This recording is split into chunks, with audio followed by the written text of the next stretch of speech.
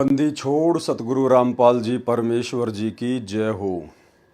परमपिता परमात्मा सारी सृष्टि के रचनहार कुल मालिक असंख्य ब्रह्मांडों के स्वामी जगत गुरु तीनों लोकों में प्रवेश करके सबका भरण पोषण करने वाले राजाधिराज आत्माधार नाथों के नाथ देवों के देव महादेव सर्वेश्वर महेश्वर मृत्युंजय अजरो अमर आदि अनादि सनातनी प्रभु जगत पिता जगदीश्वर श्री श्री 1008 की उपाधि के वास्तविक अधिकारी अकाल मूर्त सौद स्वरूपी राम वासुदेव सर्वगतम ब्रह्म परम पूज्य परम संत परम पुरुष परम धनी परम दयालु सत्य कबीर हक्का कबीर अल्लाहु अकबर बाखबर अल्लाह ताला जगत के तारणहार जगत के मुक्तिदाता जगत के जगन्नाथ हारे के सहारे हिंदुओं के राम मुसलमानों के अल्लाह सिखों के वाहिगुरु ईसाइयों के मसीह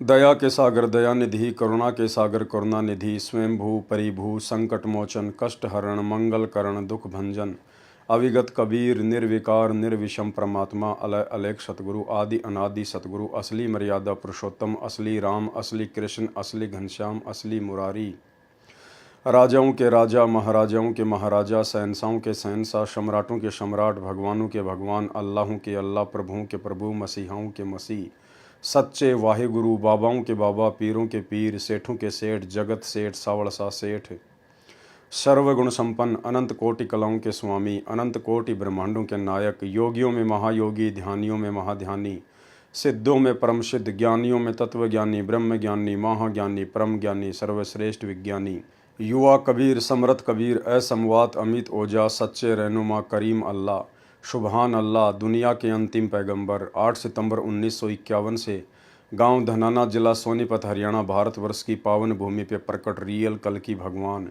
श्री नारायण साकार हरि स्वयंभू संत श्रोमणी सतगुरु रामपाल जी परमेश्वर जी के चरण कमल में साध संगति से जुड़े हुए देश विदेश से हम सभी सत्सेवक भाई बहनों का अनंत कोटि दंडवत प्रणाम। सत्साई भाई और बहनों, दया परमपिता परमेश्वर सतगुरु रामपाल जी भगवान की सर्व सृष्टि के सर्जनहार की जिनकी विशेष रजा से वीआईपी आशीर्वाद से आप और हम सभी सत्सेवक भाई बहन साध संगति से जुड़कर गुरुदेव के तत्व ज्ञान को आधार बनाकर मर्यादाओं में रहते हुए ज्ञान को आधार बनाकर घर को आश्रम बनाकर गुरु को ही परमात्मा मानकर भक्ति मार्ग पर आगे बढ़ रहे हैं। भाई और बहनों, सतगुरु रामपाल जी परमेश्वर जी की विशेष रजा के बिना ये इस कलयुग की पिछली पीढ़ी में बिल्कुल भी संभव नहीं है।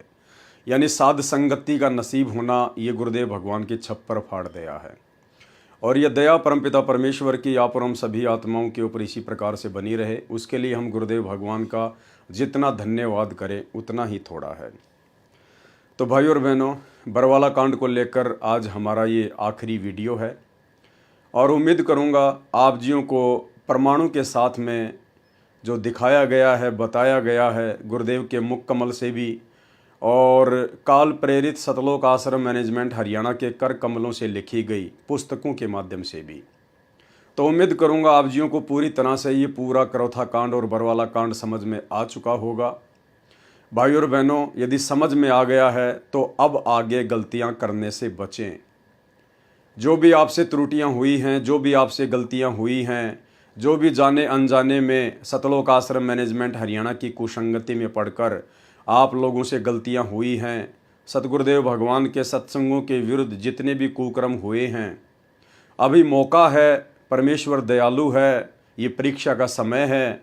अपने घर पर ही गुरुदेव भगवान से अपनी तमाम जाने अनजाने की गलतियों की क्षमा याचना कीजिए और संकल्प ले लीजिए कि जब तक मेरे गुरुदेव भगवान हिसार जेल से अपनी लीला पूरी करके बाहर नहीं आएंगे तब तक हम किसी भी ना ही तो आश्रम में जाएंगे, ना ही किसी नामदान सेंटर पर जाएंगे और ना ही हम किसी ऐसे कुपात्र को ज्योति पाठ और दान का पैसा देंगे। जो भी कुछ देना होगा गुरुदेव भगवान के आने के बाद उनके कर कमलों में देंगे। तब तक ज्ञान को आधार बनाएंगे, घर को ही आश्रम बनाएंगे और गुरु को ही परमात्मा बनाकर साध संगति से जुड़े हुए सत्सेवक भाई बहनों की तरह मर्यादाओं को फॉलो करते हुए अपनी भक्ति करेंगे।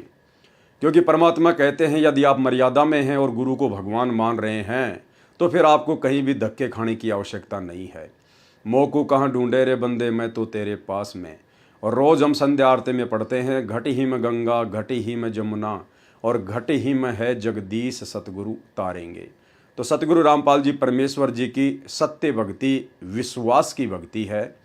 जिसको अपने गुरु पर विश्वास हो गया, ज्ञान समझ में आ गया और मर्यादा में रहेगा तो परमात्मा पल पल साईं की तरह अपनी उस प्यारी आत्मा के साथ में रहेगा। तो भाई और बहनों, काफ़ी कुछ आपने बरवाला कांड को लेकर समझ लिया है। किस प्रकार से बरवाला कांड करवाने के लिए काल बली ने गुरुदेव भगवान के बेटा बेटी भाई बंधु रिश्तेदारों को निमित्त बनाया, स्टेट कोऑर्डिनेटरों को निमित्त बनाया और बड़े बड़े परम भगत समझे जाने वाले उन 2 कोटि के जीवों को निमित्त बनाया। दास 2 कोटि का जीव इसलिए कह रहा है क्योंकि आज उनके कुकर्मों से, उनके मनमाने आचरणों से हमें पता चल गया है कि उनको तो अध्यात्म का क ख ग भी ज्ञान नहीं है। केवल उनको इतना ही पता था कि ब्रह्मा विष्णु महेश के माता पिता कौन है, इसके अलावा उन्हें कुछ भी ज्ञान नहीं था। और गुरु को मानुष मानकर अपनी वही मनमानियाँ करते रहे जो मनमानियाँ नाम दीक्षा से पहले वो किया करते थे।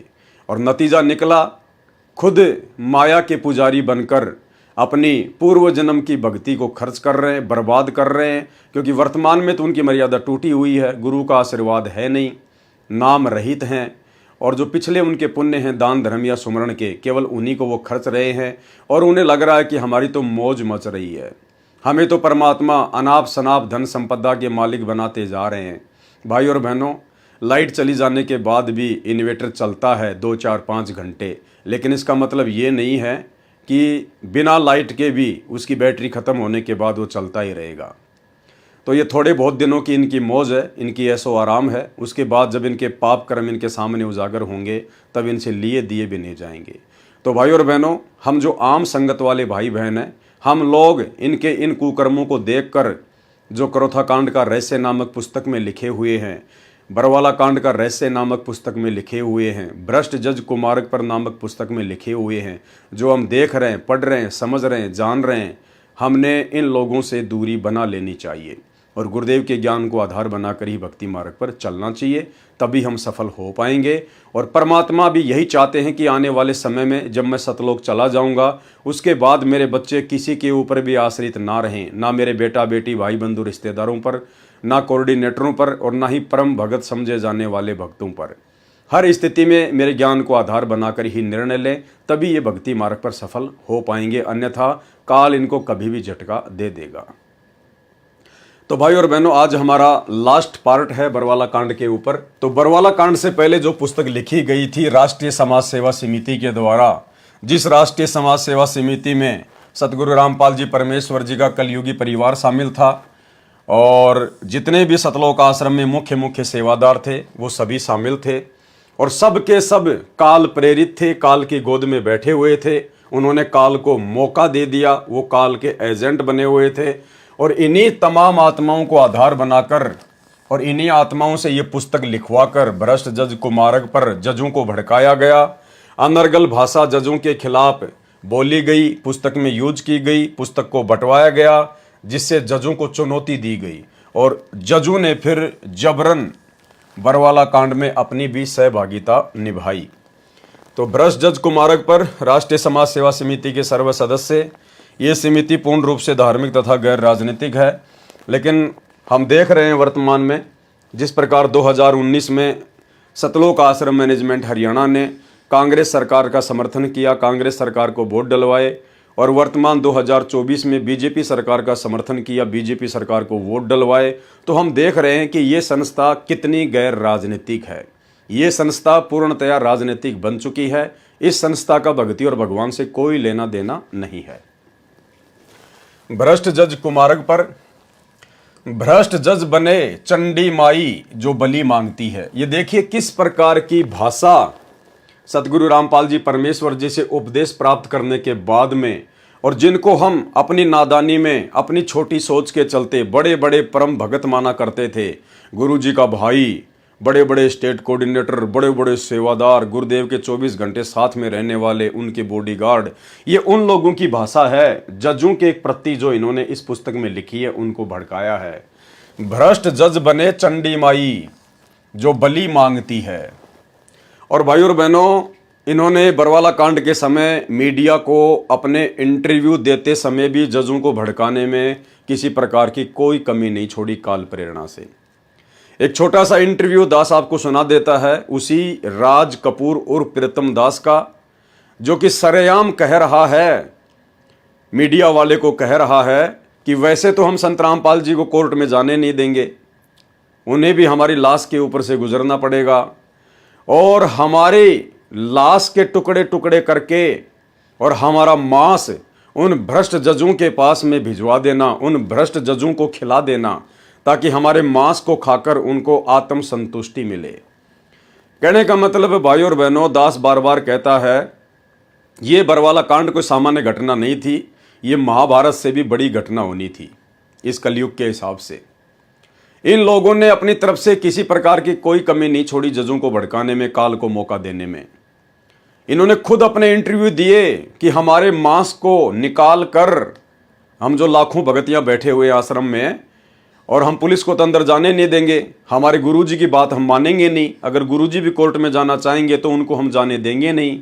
इनके इंटरव्यू दास ने आपको पिछले पार्ट में सुनाए थे कि किस प्रकार से ये गुरु को मानुस मान रहे थे, और फिर पूरे देश के सामने इंटरव्यू दे रहे हैं मीडिया को कि हमारे शरीर के टुकड़े टुकड़े करके हमारे मांस को भ्रष्ट जजों को खिला देना। यानी भाई और बहनों, अगर वहां पर नरसंहार भी होता जबरदस्त तरीके से, तो भी न्यायालय में कोई पैरवी करने वाला जज भी नहीं मिलता हमारे को, क्योंकि हम लोगों ने पहले ही उनको मौका दे रखा है। हम लोगों ने पहले ही अपनी जुबान से अपना एफिडेविट देश दुनिया के सामने दे रखा है जजों को कि हम लाखों भक्तों को मार के ही संत रामपाल जी को लेकर जाया जा सकता है, और मरने के बाद हमारा जो शरीर है उसका मांस निकाल के जजों को खिला देना। तो बताओ आप जजों को किस प्रकार से दोषी ठहराओगे? अगर वो जज आप लोगों को वास्तव में मारने का आदेश भी दे देते कि चाहे लाख मरें लेकिन संत रामपाल जी को कोर्ट में लेके आइए, और लाख भगत यदि मार दिए जाते, तो आप जी जजों को दोष नहीं दे सकते थे, क्योंकि आपकी बुद्धि पे तो काल बैठा था और आपकी जुबान पे बैठी थी दुर्गा, और जो जो बातें ना कहनी चाहिए थी वो बातें सारी की सारी इन बड़े बड़े परम भक्तों के मुख से काल ने निकलवा दी। सुनिए ये छोटा सा इंटरव्यू। हमारे साथ जो आश्रम के प्रवक्ता राज कपूर हैं उनसे जानेंगे। राज कपूर जी, आज का दिन ही बचा है और पुलिस किसी भी वक्त यहाँ पहुँच सकती है, जिस तरह से खबरें आ रही हैं, क्या कहेंगे? सर, हाई कोर्ट ने संत रामपाल जी महाराज को एक झूठे केस में फंसा के और 10 तारीख के लिए नॉन अवेलेबल वारंट किया है। तो संत रामपाल जी महाराज की तबीयत जो है वो पूर्ण रूप से खराब है और वो डॉक्टरों के देखरेख में चल रहे हैं, और उन्हें बेड रेस्ट की सलाह दी गई है डॉक्टरों द्वारा, और चलने फिरने में असमर्थ हैं पूर्ण रूप से। मैं भी अभी उनको देख के आया था कि उनसे बैठ भी नहीं सकते हैं, वो तो बेड पे हैं, और यदि वो ठीक होंगे तो मैं आपसे वादा करता हूं कि संत रामपाल जी महाराज खुद हाई कोर्ट जाएंगे और अपना जो भी पक्ष है वो रखेंगे। लेकिन अगर पुलिस आती है गिरफ्तार करने संत रामपाल को इस आश्रम में, तो आपके यहाँ पे हम देख रहे हैं कि भारी गिनती में लोग जुटे हुए हैं, तो क्या आप पुलिस को सहयोग करेंगे? क्या संत रामपाल अपनी गिरफ्तारी देंगे? जी सर, हम पुलिस को पूरा सहयोग करेंगे और पुलिस से प्रार्थना करेंगे कि हम सबको मार दे और संत रामपाल जी महाराज को ले जाए हमारी डेड बॉडी के ऊपर से। और हम सर पुलिस से और इस प्रशासन से यही प्रार्थना करेंगे कि जो हमें मार के संत रामपाल जी महाराज को ले जाएं, और हमारे मांस को, हमारी आखिरी इच्छा है कि हमारे मांस को निकाल के पका के, और जो भ्रष्ट जज हैं जो कानून की पालना नहीं करते हैं, अनदेखा करते हैं, कानून के साथ खिलवाड़ करते हैं, उन भ्रष्ट जजों को प्लीज हमारा मांस खिला दिया जाए, ताकि उनकी आत्मा को संतुष्टि मिल सके, उनको ये शांति मिले कि हमने संत रामपाल जी महाराज के जो शिष्य हैं उनका मांस खा लिया है, अब तो वो कम से कम हमें बख्श दें। ऐसे में यानी कि आश्रम का सीधा सीधा यही कहना है कि हर हाल में किसी भी कीमत पर तो संत रामपाल की गिरफ्तारी नहीं होने दी जाएगी। सर देखो, संत रामपाल जी महाराज की गिरफ्तारी का कोई मतलब नहीं है। संत रामपाल जी महाराज को यदि स्वस्थ हों। यह थे राज कपूर प्रवक्ता हैं सतलोक आश्रम के। इनका साफ कहना है कि किसी भी कीमत पर संत रामपाल को यहां से गिरफ्तार नहीं करने दिया जाएगा, और यह लोग सीधा सीधा कह सकते हैं विरोध करेंगे गिरफ्तारी का, और किसी भी कीमत पर गिरफ्तारी नहीं होने देंगे। कैमरामैन प्रवीण के साथ नपिंदर सिंह बराड़, एबीपी न्यूज बरवाला हिस्सा। तो भाई और बहनों, ये तो सतगुरु रामपाल जी भगवान की मेहर थी, उनकी दया थी, जो परमात्मा ने इतनी बड़ी घटना को बहुत ही सामान्य घटना में टाल दिया, परिवर्तित कर दिया। अन्यथा लाशों के ट्रक भरने थे। जिस प्रकार से इन लोगों ने अपने इंटरव्यू दिए और जिस प्रकार से इन्होंने जजों को भड़काने में कोई कमी नहीं छोड़ी। आज भाई और बहनों, यदि सरेआम आप किसी की माँ या बहन के लिए इस प्रकार के शब्द यूज करें, चंडी माई, और पुस्तक बंटवा के आप जी उनको चुनौती दें, उनको भड़काने का प्रयास करें, तो आपके गांव में, आपके घर में महाभारत हो जाएगी, महाभारत। क्योंकि कोई भी व्यक्ति इस प्रकार के शब्द अपनी माँ बहन के लिए स्वीकार नहीं करेगा, सुनना नहीं चाहेगा। और सतलोक आश्रम मैनेजमेंट हरियाणा ने भगत होने के बावजूद, और भगत भी सतगुरु रामपाल जी के, सतगुरु रामपाल जी हमें 30 वर्षों से समझा रहे हैं, ज्ञान दे रहे हैं कि ऐसी वाणी बोलिए मन का आपा खोए, औरन को शीतल करे आपू शीतल होए। कबीरा जग में बैरी कोई नहीं, जो मन शीतल होए, या आपा को डारी दे दया करे सब कोई। लेकिन इन वाणियों पे तो हम चलते नहीं, इन वाणियों को तो हमने कभी अपने हृदय में वो उतारा ही नहीं, ये तो खाली बोलने के लिए हैं।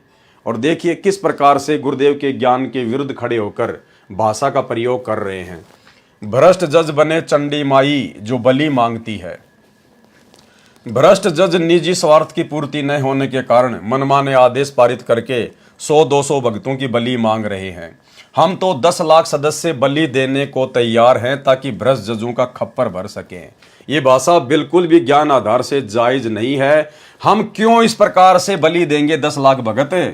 अरे हमें बड़ी मुश्किल से, बड़े सौभाग्य से तो परमात्मा मिला है, सतगुरु मिला है। ये मनुष्य देह उन्होंने बताई कि बेटा भक्ति के लिए मिलती है, ये ऐसे बर्बाद नहीं करनी चाहिए। अगर कोई आत्महत्या करता है, छोटी छोटी बातों को लेकर लड़ाई झगड़ा करता है, मार काट करता है, तो वो तो दुष्ट आत्मा बताई सतगुरु रामपाल जी भगवान ने। और हम तो बड़ी आसानी से बरवाला कांड में 10 लाख लोगों की बलि देने के लिए तैयार हो गए। और भाई और बहनों, वास्तव में जब बलि देने का समय आया, वास्तव में जब बलि देने का समय आया, तो यही राज कपूर पीछे हट गया। भगोड़ा बनने का पूरा प्रयास किया, आश्रम से मुंह छुपाकर भागने का महेंद्र की तरह पूरा प्रयास किया, लेकिन ये पकड़ा गया। और उससे पहले इसने मीडिया को इंटरव्यू दिया। भाई और बहनों, जितने भी बेचारे नादान भगत, भोले वाले भगत जो वहां बैठे हुए थे आश्रम के बाहर, जो आंदोलन कर रहे थे, उनको तो गुरुजी का आदेश बता दिया गया कि गुरुजी का आदेश है, पुलिस को अंदर नहीं आने देना है, और गुरुजी कोर्ट की तारीख पर नहीं जाना चाहते हैं। तो भगत तो बेचारे नादान थे, भोले थे, सैकड़ों की संख्या में आश्रम के बाहर बैठ गए, जैसा भी उनके हाथों में डंडे वंडे, झंडे वंडे दिए गए। यानी उन भक्तों को बैठाया किसने? इन्हीं राष्ट्रीय समाज सेवा समिति वालों ने, इन्हीं सतलोक आश्रम मैनेजमेंट वालों ने। अन्यथा हमें क्या मतलब था? हमने तो हमारे गुरुजी के मुख से सुना ही नहीं कि बच्चों तुम्हें क्या करना है, क्या नहीं करना है। गुरुजी ने तो एक भी शब्द अपनी पवित्र जुबान से बरवाला कांड के समय निकाला ही नहीं, ना भक्तों को कोई आदेश दिया। उन्होंने लास्ट टाइम 5-7 दिन पहले जो सत्संग किया था, उसके बाद तो गुरुदेव किसी के सामने आए ही नहीं। तो गुरुदेव के मुख से तो किसी ने सुना ही नहीं कि ये आदेश गुरुजी के हैं, या फिर मनमुखी रूप से हमारे को ये बताए जा रहे हैं। और भाई और बहनों, इन लोगों ने, जब मीडिया ने पूछा कि भाई ये इतने यहाँ पर बच्चे और महिलाएं बैठी हुई है, फालतू में बेचारे मारे जाएंगे, आपने इनको यहाँ क्यों बैठा रखा है, आप इनको अंदर जाने के आदेश क्यों नहीं देते? तो यही राज कपूर उर्फ प्रीतम दास, काल का एजेंट, राष्ट्रीय समाज सेवा समिति का सदस्य, सरेआम मीडिया के सामने कह रहा है। और उसके जस्ट पीछे खाकी कोट पहन के गुरुजी का बड़े वाला लड़का खड़ा है। ध्यान से देखना, राज कपूर के साइड में एक मोटे से मुंह का और खाकी सा एक कोट पहन रखा है, वो गुरुजी का बड़ा लड़का वीरेंद्र। और मीडिया वाला सवाल कर रहा है राज कपूर से कि इन बच्चों और महिलाओं को आप क्यों नहीं हटा रहे, और ये बच्चे और महिला यहाँ क्यों बैठी हैं?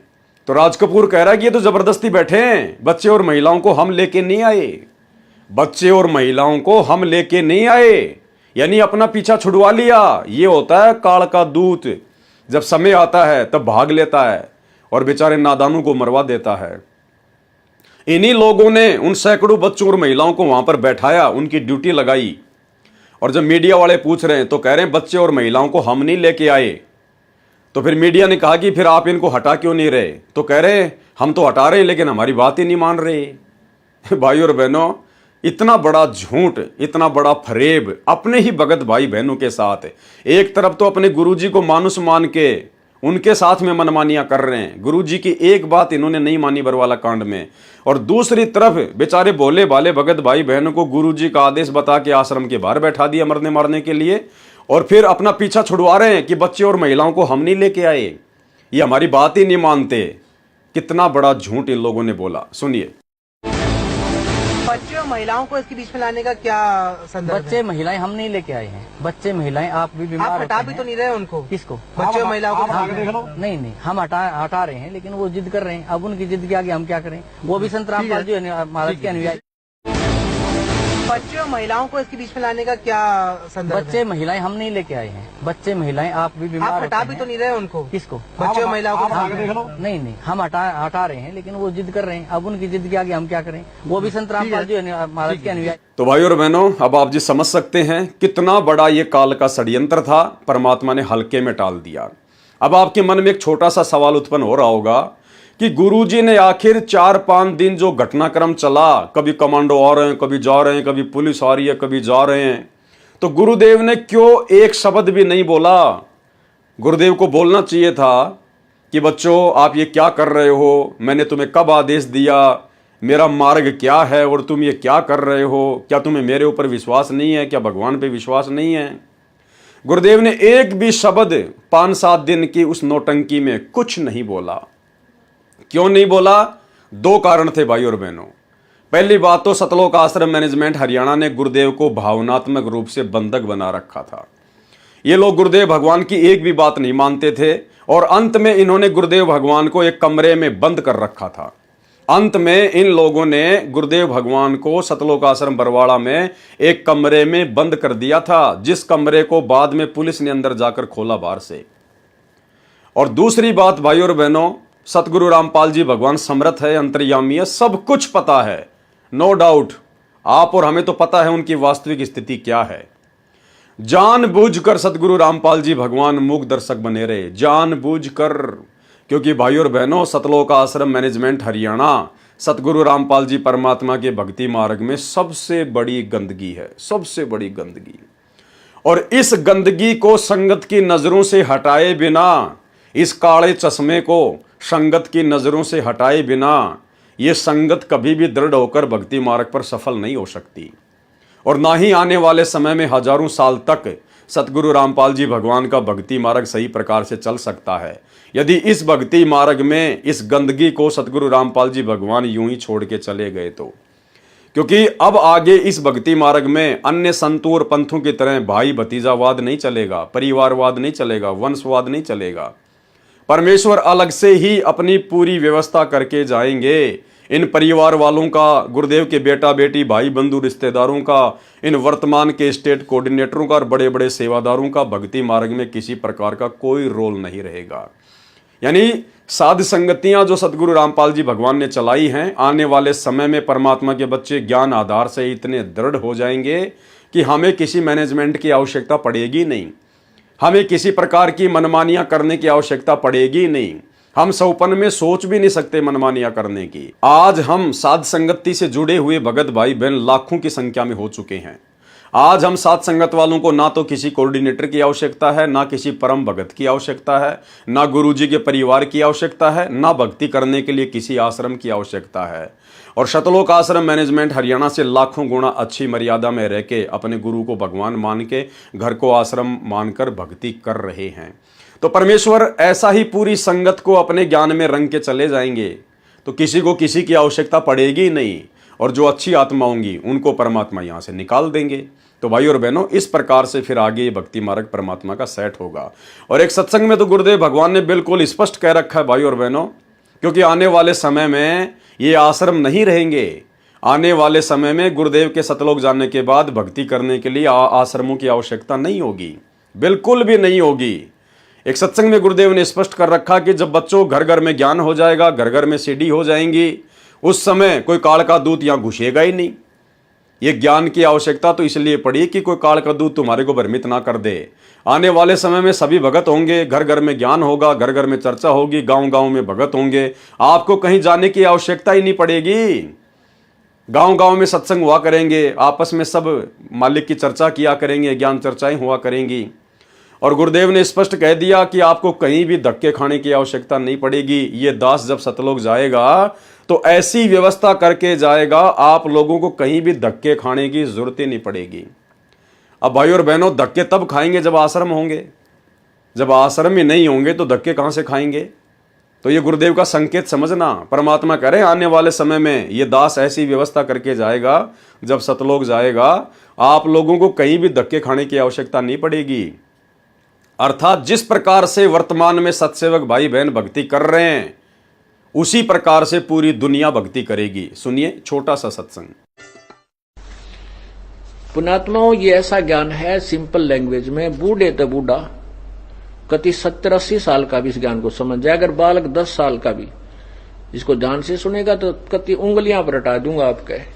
ज्ञान तो इसलिए बताना जरूरी हो गया कि अज्ञान गणा हो गया, कोई तुम्हें विचलित ना कर दे और ये बात बिगाड़ ना दे काल का दूत आके। इसलिए नहीं तो फिर 2 अक्षर की बात है, ये ज्ञान है, ये नाम है, ये भक्ति करो, फिर बातें खत्म होगी। ये मर्यादा है। अगर ये एक रूटीन पड़ जाएगा, फिर सत्संग घर घर में सीढ़ी हो जाएंगी, घर घर में सत्संग सुनियो। ये दास जब सतलोक चला जाएगा ऐसी व्यवस्था बना के जाओगे कि तांडने की जरूरत ना पड़े। तुम घर घर में सीढ़ी हो जाएंगी, घर घर में सत्संग सुनियो। ये दास जब सतलोक चला जाएगा ऐसी व्यवस्था बना के जाओगे कि तांडने की जरूरत ना पड़े। तुम घर घर में सीढ़ी हो जाएंगी, घर घर में सत्संग सुनियो।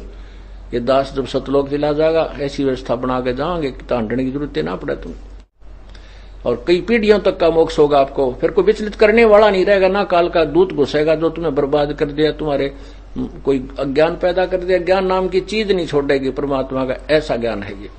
और उसके बाद रही भाई और बहनों बात ज्योति और पाठ की कि भाई ज्योति और पाठ कहाँ करवाएंगे, तो आने वाले समय में ज्योति और पाठ बिल्कुल बंद हो जाएगा, इसकी किसी को कोई आवश्यकता नहीं होगी। गुरुदेव भगवान ने एक सत्संग में स्पष्ट कर रखा है कि ज्योति और पाठ करवाने की आवश्यकता तो अपनी आत्मा को निर्मल करने के लिए जरूरत पड़ती है। और गुरुदेव ने कह दिया कि आपकी आत्मा तो वैसे ही निर्मल हो जाएगी। अरे वर्तमान में गुरुदेव के सत्संग सुनते ही आत्मा निर्मल हो जाती है। आने वाले समय में तो घर घर में सत्संग होगा, घर घर में भगत होंगे। जो दुष्ट आत्मा होंगी उनकी विनाशकारी समय में छटनी हो जाएगी। अच्छी आत्मा, धार्मिक आत्मा धरती पे बचेंगी, तो उनका तो वैसे ही हृदय निर्मल होगा, आत्मा उनकी निर्मल होगी, तो ज्योति और पाठ की आवश्यकता पड़ेगी नहीं। आवश्यकता पड़ेगी तो केवल मर्यादा में रह के अपनी भक्ति करने की। सुनिए सत्संग। तो वो कहने लगा जी ना तो मैं दान कर सकता, ना मैं धर्म कर सकता। मैं बोला ये तेरे बेटे तेरे तो पहला नाम पाएगी। जब वह बुढ़िया वह माई आ गई वहां बैठ गई, ने बोली अपने ससुर के लिए एक पाठ तो मैं कराऊंगी। मैं बोला देख हो गया तेरे दान शुरू। परमात्मा पर लगो रास्ते आप खोल देगा, कोई दिक्कत। आप सुमन करो, आपने जो सुमन से बड़ा तो कुछ भी नहीं है, बाप के हाथ में कुछ नहीं है, मान लिया। अपनी भक्ति करो, सुमन बढ़ाओ, सारा कुछ इसी में आ जाएगा। भक्ति करो डट के, क्योंकि दान धर्म सेवा जो है हम हृदय साफ करने के लिए कराते हैं। और ई बाप का कर्जा पाटन न हो यार, कुछ पाप करने जगह रही नहीं। पाप तो आप केवल इसलिए करो थे कि ये ओका पीओ थे, और तेरे बच्चे बहुत समझदार हैं, आपके लिए खूब यज्ञ भी कराएंगे, ऐसी बात थोड़ी है। तो उसने उस बुढ़े नाम लिया, 10 वर्ष वो जिया, खूब डट कर भक्ति करी, तीनों नाम प्राप्त किए और अपना शरीर छोड़ के आराम से चला गया। बोलो सतगुरुदेव। तो भाई और बहनों, गुरुदेव भगवान ने सब कुछ क्लियर कर रखा है अपने सत्संगों में, सब कुछ भी बाकी नहीं छोड़ रखा है। हमें ना कोई आश्रमों की जरूरत पड़ेगी, ना कहीं ज्योति पाठ करवाने की जरूरत पड़ेगी, ना हमें किसी से कोई शंका समाधान करवाने की जरूरत पड़ेगी, क्योंकि परमात्मा सारी व्यवस्था सेट करके जाएंगे। तो इसी प्रकार भाई और बहनों, इन लोगों को ये सारी बातें समझ में नहीं आई, क्योंकि ये गुरु को मानुष मानते रहे। और जब तक भगत अपने गुरु को मानुष मानकर उनके साथ में रहेगा, उनके साथ व्यवहार करेगा, तब तक उसको अध्यात्म का, ब्रह्मा विष्णु महेश की माँ और पिता के अलावा कुछ भी समझ में नहीं आने वाला। तो क्या भाषा यूज कर रहे हैं। अब सोचिए ये लोग क्यों नित्य नियम पढ़ते हैं।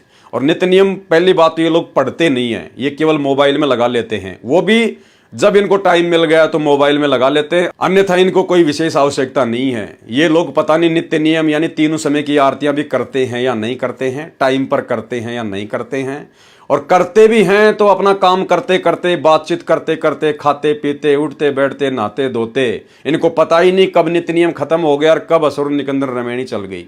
इस प्रकार से ये नित्य नियम करते हैं, तो इनको कहां से ये सारी बातें समझ में आएंगी। परमेश्वर कह रहा है जो तोकू काटा बोवे वाको बोतू फूल। अगर इन जजों ने आप लोगों के साथ में अन्याय भी किया है, क्योंकि वो जगत वाले हैं, अनुपदेशी हैं, परमात्मा से अपरिचित हैं, माया के पुजारी हैं, काल प्रेरित हैं, भाई वो कुछ भी कर सकते हैं, जगत कुछ भी कर सकता है। लेकिन परमात्मा ने हमें क्या शिक्षा दी कि आपने उनके साथ में लड़ना झगड़ना नहीं है, अन्यथा चाहे रोज आप जी 751 का मुकदमा कर लो, रोज अपना सिर फुड़वा लो। तो हमने तो ज्ञान को आधार बना के परमात्मा की मर्यादाओं में रह के चलना था। हमने हर कर्म भक्ति अनुसार ही करना था, गुरु आज्ञा अनुसार ही करना चाहिए था। लेकिन ये तो गुरु के गुरु बन बैठे। सतलोक आश्रम मैनेजमेंट हरियाणा तो गुरु का गुरु बन बैठा और मनमुखी होकर इन्होंने ये पुस्तक छाप डाली जजों को भड़काने के लिए, जो कि बरवाला कांड का मुख्य कारण बनी। भ्रष्ट जज बने चंडी माई जो बलि मांगती है। भ्रष्ट जज निजी स्वार्थ की पूर्ति न होने के कारण मनमाने आदेश पारित करके 100-200 भक्तों की बलि मांग रहे हैं। हम तो 10 लाख सदस्य बलि देने को तैयार हैं ताकि भ्रष्ट जजों का खप्पर भर सकें। यहाँ तो बात कर रहा है 10 लाख लोगों की बलि देने का, और वहाँ मीडिया वाला जब पूछ रहा है कि बच्चे और महिलाएं कौन लाया है तो मना कर रहा है कि हम नहीं लाए बच्चे और महिला। अरे फिर 10 लाख लोगों की बलि कहाँ से दोगे? अरे भैया, अगर तुम मना कर दोगे कि बच्चों और महिलाओं को हम नहीं लाए तो 10 लाख लोगों की बलि कहां से दोगे? फिर बलि के लिए तो बच्चे और महिलाएं चाहिए न तुम्हारे को। भ्रष्ट जजों द्वारा बनाया गया झूठा मुकदमा नंबर का उद्देश्य यही है कि पुलिस ने प्रदर्शन कर रहे राष्ट्रीय समाज सेवा समिति के सदस्यों पर गोलियां क्यों नहीं चलाई, 10-20 लोगों को बलि क्यों नहीं चढ़ाया। इसलिए रोहतक तथा हिसार जिले के पुलिस अधीक्षकों पर तथा हरियाणा सरकार के गृह सचिव पर भी संत रामपाल जी के साथ अवमानना का यही झूठा मुकदमा बना रखा है। जबकि दोनों एसपी को स्पष्ट पता था कि राष्ट्रीय समाज सेवा समिति के सदस्यों ने कोई ऐसा कार्य नहीं किया जिससे कोर्ट की अवमानना या यातायात अवरुद्ध हुआ हो। यदि ऐसा होता तो पुलिस दिनांक 14/7/2014 को ही मुकदमा दर्ज करती। दिनांक 8/8/2014 को हाईकोर्ट के जजों ने दोनों एसपी को मौखिक सख्त आदेश दिया कि जिन्होंने प्रदर्शन किया था उन पर केस दर्ज करो, नहीं तो हम तुम्हें सजा देंगे। माननीय जज इंद्रजीत जी का अन्याय। हाजिरी माफी का कार्य जज इंद्रजीत जी ने ही करना चाहिए था। उसके पश्चात जज अमोल रतन से आशा लगाई, लेकिन यह इंद्रजीत से भी दुष्ट निकला। यानी भाइयों और बहनों, आशा केवल जजों से लगाई जा रही है, अपने सतगुरुदेव भगवान से कोई उम्मीद नहीं, कोई इनको आशा नहीं। जिस प्रकार द्रौपदी जब उसका चीरहरण होने का समय आया, दुशासन उसको पकड़ के लेके गया, तो उस समय वो सभा में बैठे हुए लोगों से ये आशा लगा रही थी, भीष्म पितामह से, कर्ण से, द्रोणाचार्य से, कृपाचार्य से, उनका जो गुरु था और जो अंधा था धृतराष्ट्र, उनसे ही वो आशा लगा रही थी। बार बार सबके आगे जा जाके हाथ जोड़ के अपनी प्रार्थना लगा रही थी। लेकिन भाइयों और बहनों, गुरुदेव ने बताया कि समर्थ का काम समर्थ ही कर सकता है, यहाँ का चक्रवर्ती सम्राट भी नहीं कर सकता। तो इसी प्रकार समर्थ सतगुरु रामपाल जी भगवान जो इनके साथ में आश्रम में बैठे हुए हैं, लेकिन इनको ना पहचान कर, इनको तो अपने जैसा एक मानुष मानकर व्यवहार कर रहे हैं, और जजों से ही उम्मीद लगाई जा रही है कि वो जज अब की बार हो सकता है हमारे मुकदमे समाप्त कर दे, हो सकता है वो जज बहुत अच्छा हो, वो हमारे मुकदमे समाप्त कर दे। अरे मुकदमे उस समय तक समाप्त नहीं होंगे जब तक ये समरस शक्ति नहीं चाहेगी। जब तक ये समरस शक्ति नहीं चाहेगी तब तक मुकदमे समाप्त नहीं होंगे। और बहुत सारी बातें भाइयों और बहनों, आपको एक मैं पीला पर्चा दिखाऊंगा जो गुरुदेव भगवान को सजा होने के बाद 2018 में जब गुरुदेव भगवान को डबल उम्र कैद की सजा हुई, उसके दूसरे दिन ही सतलोक आश्रम मैनेजमेंट हरियाणा ने एक पीला पर्चा संगत में वायरल किया। उस पीले पर्चे में इन्होंने लिखा कि गुरुजी का आदेश है कि जजों का कोई दोष नहीं है, जजों ने जो भी कुछ किया है परमात्मा के आदेश अनुसार किया है, यानी जैसा परमात्मा ने चाहा वैसा ही हुआ है, इसलिए हमने किसी को कोई दोष नहीं देना है। अब भाइयों और बहनों, हम कौन सी बातों पे यकीन करें बताइए। एक तरफ तो इस पुस्तक में जिस प्रकार से जजों के खिलाफ भाषा लिखी जा रही है, उनको भड़काया गया है, उनको माई चंडी, जल्लाद, जालिम, पता नहीं क्या क्या कहा जा रहा है। दुश्मन के साथ भी ऐसा बर्ताव नहीं किया जाता जैसा इन जजों के खिलाफ भगत होकर राष्ट्रीय समाज सेवा समिति वाले कर रहे हैं। और दूसरी तरफ जब गुरुजी को डबल उम्र कैद की सजा हो जाती है तो दूसरे ही दिन पीला पर्चा निकाल दिया जाता है इसी राष्ट्रीय समाज सेवा समिति के द्वारा कि जजों का कोई दोष नहीं है। अब बताइए किस पे यकीन करें हम। विचार करने की बात है, हाई कोर्ट में जाने का खर्च सहन करना कितना कठिन है। राष्ट्रीय समाज सेवा समिति वाले कह रहे हैं कि बार बार हमारी तारीखों पे तारीखें लगाई जा रही हैं, बार बार हमारे को कोर्टों में बुलाया जा रहा है। इन जजों को ये भी पता है कि कितना खर्चा होता है, कितनी हम लोगों को परेशानियां उठानी पड़ती हैं। ये लोग तो एसी लगे कमरों में बैठे बैठे खाली आदेश पारित कर देते हैं और हम लोगों को कितनी परेशानियां, कितनी कठिनाइयां होती हैं, पैसा खर्च होता है। हाई कोर्ट में जाने का खर्च सहन करना कितना कठिन है, ये निर्दयी तथा भ्रष्ट जज वातानुकूल कक्ष में बैठकर भूल जाते हैं गरीब जनता के दर्द को। ये भ्रष्ट जज तो कौवे काग जैसी वृत्ति के व्यक्ति हैं। भाई अगर जज लोग मनमाने आदेश पारित कर देते हैं एसी के कमरे में बैठ के, और ये तो कौवे जैसी वृत्ति के हैं, दुष्ट हैं, तो भैया तुम कौन से राजा हरिश्चंद्र हो फिर? जिस प्रकार तुम्हारे को भ्रष्ट जज बार बार बुलाते हैं और तुम कहते हो हमें परेशानी होती है, दिक्कत होती है, तो जैसे ही तुम्हारे पास में जजों का आदेश आया, ठीक उसी समय तुम लोग बेचारी भोली बाली 200 400 500 किलोमीटर दूर बैठी संगत को आदेश पारित कर दिया करते थे कि फलानी दिन गुरुजी की तारीख है, आपने वहां कोर्ट में जाना है, चंडीगढ़ आना है, रोहतक आना है, हिसार आना है। तो तुम्हारे मेरे भ्रष्ट जजों में क्या अंतर है? अरे तुम तो नालायकों बैठ के अपनी गाड़ियों में एसी ऑन करके तुम तो 2 मिनट में वहां पहुंच जाते थे, और बेचारी भोली संगत कोई एमपी से आ रहा है, कोई बिहार से आ रहा है, कोई राजस्थान से, कोई यूपी से आ रहा है, अपने बाल बच्चों को लेके आ रहे हैं, बेचारे सुबह कमाते हैं शाम को खाते हैं, कहाँ से वो किराए लेके आएंगे, कितने परेशान होंगे। तुम लोगों को कभी संगत का दर्द दिखाई दिया? तुम्हें अपना दर्द, अपनी तकलीफ तो दिखाई दे रही है, लेकिन बेचारी भोली भाली संगत की तकलीफें दिखाई नहीं दे रही थी। बेचारे कहां कहां से ट्रेनों में बैठकर, बसों में बैठकर पैसा खर्च करके तुम्हारे एक आदेश पर गुरुजी का आदेश समझकर आ जाया करते थे। क्या तुम लोगों को कभी उस नादान संगत की, भोली भाली संगत की परेशानियां नजर आई जो जजों को तुम्हारी परेशानियां नजर आएगी? तो तुम दोनों एक ही कैटेगरी के हो। कौवा पशु के शरीर पर बने जख्म पर चोंच मारकर मांस नोचकर अपना पेट भरता है, उसको पशु के जख्म से होने वाले दर्द से कोई लेना देना नहीं है। इसी प्रकार भ्रष्ट जज कौवे जैसे स्वभाव के हैं।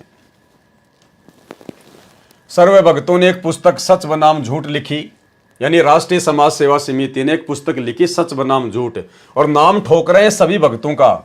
अरे सारे भगत तो भैया कम से कम 20-25 लाख थे उस समय। तुम्हारे अनुसार 20-25 लाख भगत थे, जबकि वास्तव में 14.5 लाख ही भगत थे टोटल। तो क्या कह रहे हैं? सर्व भक्तों ने एक पुस्तक लिखी सच बनाम झूठ, जिसमें स्पष्ट लिखा था कि यह पुस्तक सर्व संगत ने मिलकर बनाई है। सर्व संगत को तो बेचारी को पता भी नहीं। लेखक के स्थान पर एक भगत बसंत दास का पता लिख दिया गया। लेखक के नाम पर किसका नाम लिखा गया? भगत बसंत दास का, जिसका इंटरव्यू दास ने आपको पढ़ाया था, जिसने सारनाम लेने के बाद 2009 में अपनी ही गुरु बहन के साथ में मुंह काला किया, कुकर्म किया।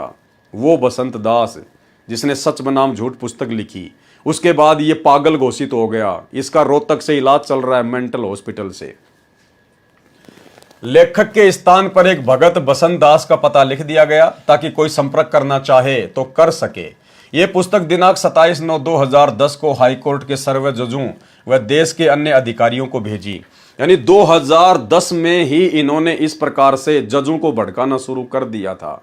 बरवाला कांड हुआ 2014 में, उससे 4 साल पहले ही सतलोक आश्रम मैनेजमेंट हरियाणा ने सच बनाम झूठ पुस्तक लिखकर उसमें जजों के खिलाफ सारी बातें लिखकर, सेम इसी प्रकार की भड़काऊ भाषाएं लिखकर समाज में बांटनी शुरू कर दी थी। यानी जजों ने भी कितनी सहनशीलता दिखाई भाई और बहनों, ये भी आप जी सोचना।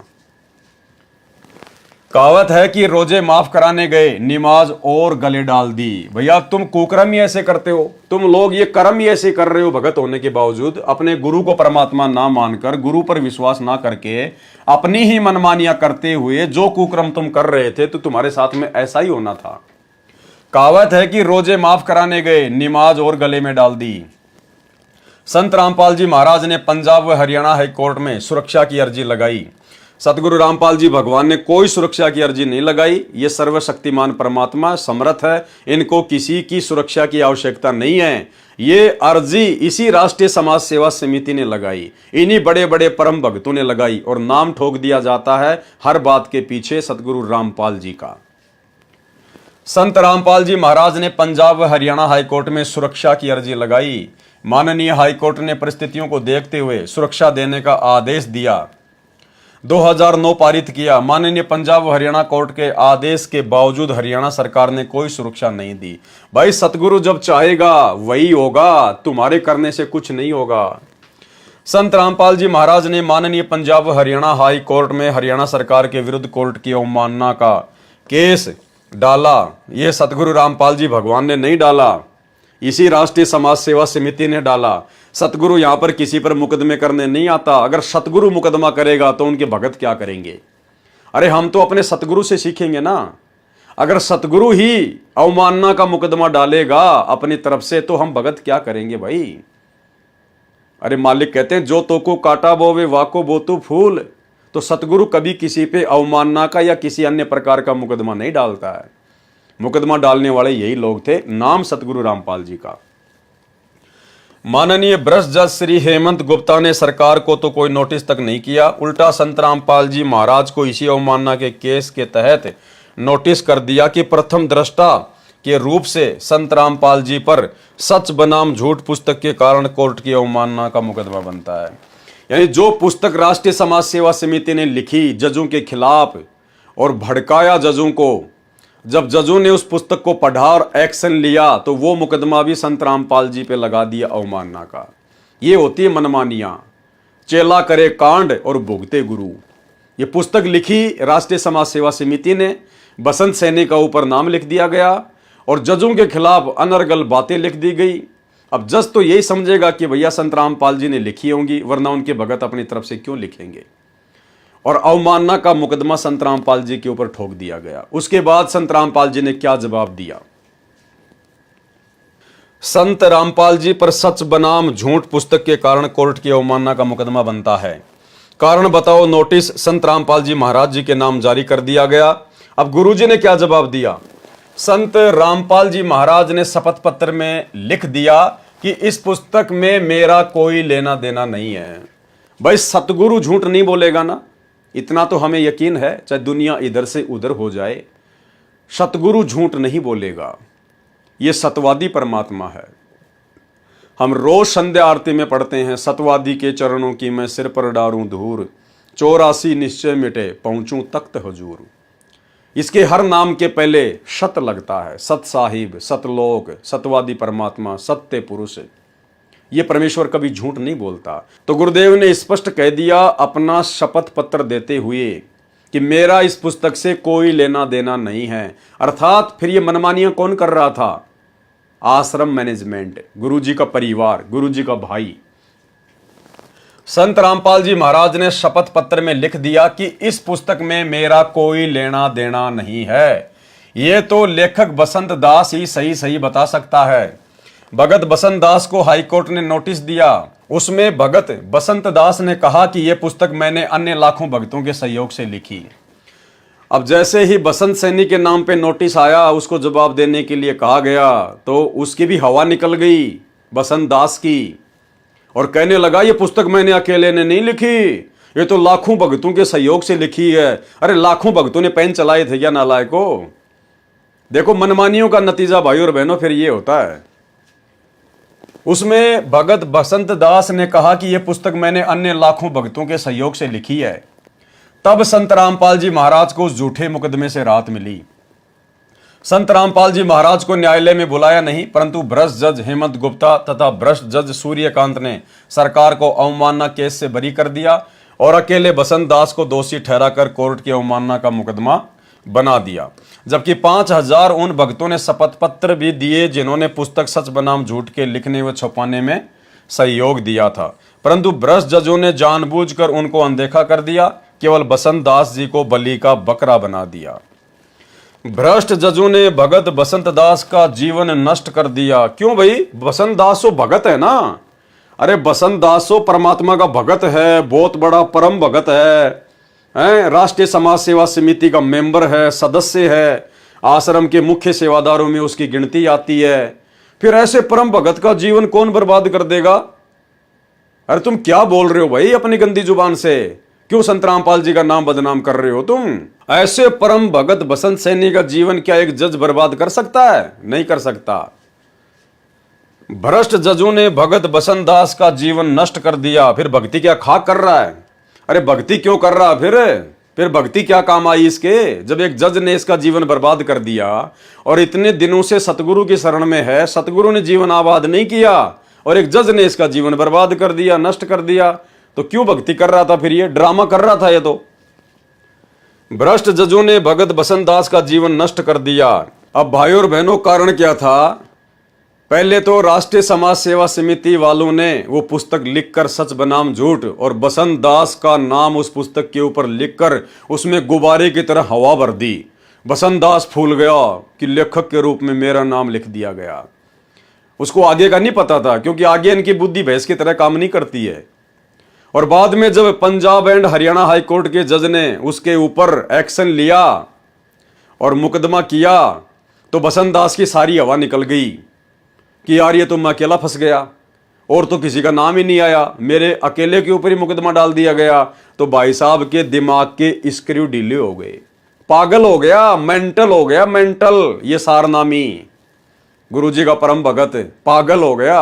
देखिए, जब बसंत दास को पता चला कि तुझे अकेले को मुकदमा नंबर 22/2011 में फंसा दिया, अन्य को छोड़ दिया, तो उसके दिल को ऐसा झटका लगा कि उसका मानसिक संतुलन बिगड़ गया, अनबोल हो गया, यानी बोला नहीं गया उससे, मुंह के ताला लग गया उसका मानसिक संतुलन गड़बड़ा गया कि तेरे को तो अकेले को फंसा दिया, अगर 10-20 और फंसते तो ठीक था, लेकिन तू तो अकेला फंस गया। उसका मानसिक संतुलन बिगड़ गया, अनबोल हो गया, यानी बोला नहीं गया उससे कई दिन तक। रस्सा उठाकर गले में डालकर पंखे पर लटककर आत्महत्या करने का प्रयास करने लगा। अब ये हैं सारनामियों के लक्षण, देखते जाओ भाई और बहनों आप। अरे क्या ज्ञान सीखा इन्होंने गुरुदेव भगवान से, इस परमेश्वर की इतने दिनों तक इतने नजदीक रहकर क्या संगति की, क्या लाभ उठाया। एक छोटे से झटके के कारण, एक छोटी सी बात के कारण।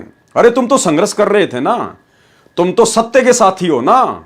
तुम लोगों ने तो कसम खाई थी कि गर्दन कटवा लेंगे, सीने पे गोलियां खा लेंगे, लेकिन हम पीछे नहीं हटेंगे, संघर्ष करेंगे, देश से भ्रष्टाचार को खत्म करेंगे। बस निकल गई सारी हवा। एक जज ने एक्शन लिया थोड़ा सा, इसका दिमाग हिल गया, मानसिक संतुलन गड़बड़ा गया और क्या करने लगा? पंखे में रस्सी डालकर फांसी लगाकर आत्महत्या करने का प्रयास करने लगा। ये सारनामियों के लक्षण है भाई और बहनों, देख लो। आप इन आश्रमों में जा जाकर जिन लोगों की कुसंगति कर रहे हो ना, ये उनका आचरण है। ये वही बसंत सैनी है, गांव गांधरा, जिला रोहतक, हरियाणा वाला, जो धनाना आश्रम में सार शब्द की परीक्षा लेता है, जो आप लोगों को सार शब्द देता है, ये वही बसंत सैनी है जो पंखे से लटक कर आत्महत्या करने का प्रयास कर रहा था उस समय। फिर क्या ज्ञान समझा इसने? क्या इसको अपने गुरुदेव भगवान पर विश्वास है? भाई और बहनों, परमात्मा तो कहते हैं कि आत्महत्या करने वाला तो कायर होता है, कायर। मालिक कहते हैं नर नारायण दे पाए कर, और फिर तू फिर 84 जाई। अरे आत्महत्या करके ये परमात्मा जैसा शरीर प्राप्त करके नालायक, फिर तू गधा बनना चाहता है, 84 में जाना चाहता है। ज्ञान क्या हुआ तेरे को? तो ये देख लो परम भगतों के लक्षण, परम भगतों का ज्ञान। ये परमात्मा की विशेष दया है जो ये पुस्तक आपके सामने पढ़ाई जा रही है, दिखाई जा रही है आपको, ताकि आप इन लोगों की कुसंगति से बचें। इनको तो ब्रह्मा विष्णु महेश के माता पिता के अलावा भाई और बहनों कुछ भी पता नहीं है। ये दुखी आत्माएं थी, परमात्मा की शरण में आते इनको सौ सुख मिल गए, ज्ञान से कोसों दूर रहे, अपनी मान बढ़ाई में आ गए, मनमानियां करने लगे, परमात्मा के आशीर्वाद से दूर हो गए, और अंत में फिर यही होगा इनके साथ, और क्या होगा। अरे भक्ति मार्ग पर हम भगत बनने के लिए जुड़े, अपने आत्म कल्याण के लिए जुड़े। देश दुनिया को सुधारने का ठेका हमारा नहीं है। अगर हम भक्तों ने देश दुनिया सुधार दी, पहली बात तो आप और हमारी कोई औकात नहीं, कोई हमारा वजूद नहीं। और यदि हम लोगों ने ही देश दुनिया सुधार दी अपनी तरफ से कार्य करके, जिस प्रकार ये राष्ट्रीय समाज सेवा समिति ने ठेका ले रखा था भ्रष्टाचार मुक्त भारत बनाने का, अगर हम भक्तों ने ही अगर देश दुनिया सुधार दी, तो सतलोक से आए हुए इस परमात्मा को कौन परमात्मा मानेगा? फिर तो हम ना परमात्मा बन जाएंगे भगती। तो भाई और बहनों, समर्थ का काम उसी को साजे और करे तो मूर्ख बाजे। अचिंत ने जो गलती की थी सृष्टि रचना के समय, उससे भी बड़ी गलतियां यहां सतलोक आश्रम मैनेजमेंट हरियाणा ने की हैं, कर चुके हैं। अब सोचिए इनको क्या खामियाजा भुगतना पड़ेगा, क्या परिणाम भोगने पड़ेंगे इन लोगों को आने वाले समय में। उसका मानसिक संतुलन बिगड़ गया, अनबोल हो गया, रस्सा उठाकर गले में डालकर पंखे पर लटक कर आत्महत्या का प्रयास करने लगा। उसका इलाज PGIMS रोहतक कराया जाने लगा।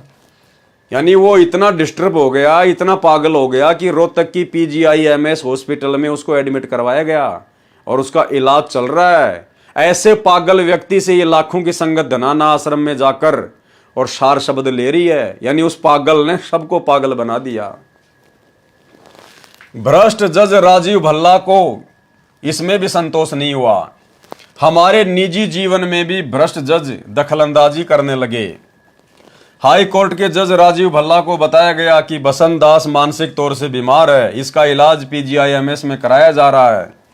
जब PGIMS रोहतक में कोई स्वास्थ्य लाभ बसंत दास जी को नहीं हुआ, तब उसको दिल्ली के अच्छे अस्पताल institute of human behaviour and allied science IHBAS में दाखिल कराया गया।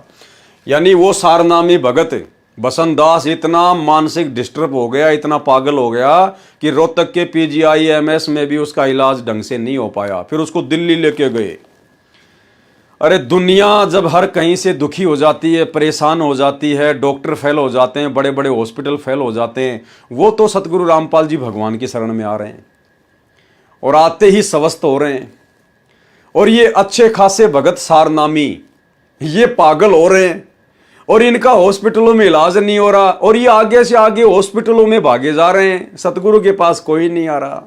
ये ड्रामेबाजी देख लो भाई और बहनों, अब ड्रामेबाजी बिल्कुल परमात्मा के ज्ञान और विधान के विपरीत सारे कुक्रम।